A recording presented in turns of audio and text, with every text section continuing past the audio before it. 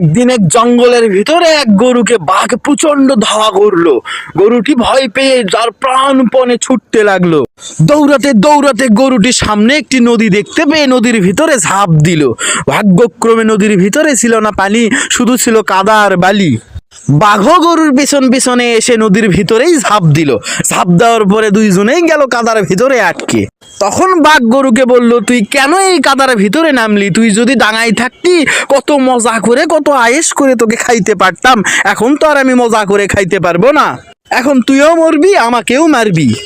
গরু তখন বলে, বাঘ ভাই তোমার কি কোনো মালিক আছে? তখন বাঘ বলে, আরে আহাম্মক, আমার কেন মালিক থাকবে? আমি হচ্ছি বনের রাজা।